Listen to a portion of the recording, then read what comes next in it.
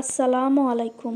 এক বোন সুবহান আল্লাহ তার দোয়া কবুলের ঘটনাটি শুনলে শরীরের লোম দাঁড়িয়ে যায়। সে ছিল ইউনিভার্সিটির ছাত্রী। সেদিন ক্লাস শেষ হতে হতে সন্ধ্যা হয়ে গিয়েছিল।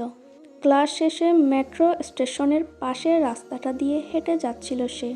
রাস্তাটা গুটগুটে অন্ধকার, লোকজন নেই বললেই চলে। হঠাৎ করে বোনটি তার সামনে এক দানবাকৃতির লোক দেখে খানিক চমকিত হলো। উচ্চতায় তার প্রায় দ্বিগুণ, আর তার দিকেই এগিয়ে আসছে।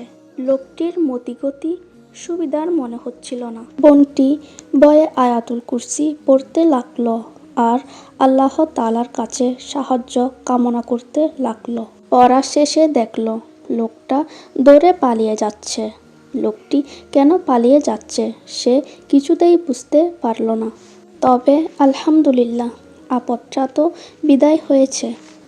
এর প্রায় সপ্তাহখানেক পর পত্রিকায় এক খবরে বোনটি জানতে পারল যে গত রাতে সেই অন্ধকার রাস্তায় সেই একই জায়গায় এক নারী ধর্ষিত হয়েছে। বোনটি সাথে সাথেই পুলিশ স্টেশনে চলে গেল।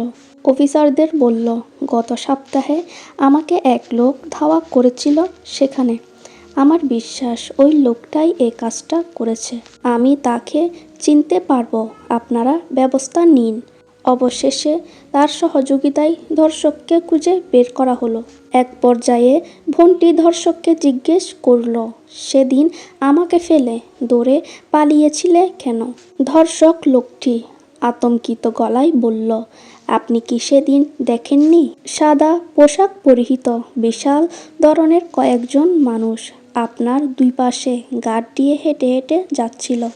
প্রথমে যখন আমি আপনার দিকে অগ্রসর হই তখন তারা ছিল না, কিন্তু হঠাৎ করেই কোথা থেকে যেন তারা এসে পড়ল।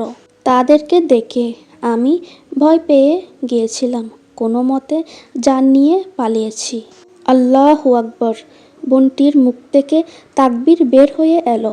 সে বুঝতে পারল এটা একমাত্র আয়াতুল কুরসির মুজিজা ছাড়া আর কিছুই নয়। যাকে আল্লাহ রক্ষা করেন তার ক্ষতি করার সাধ্য কারো নেই।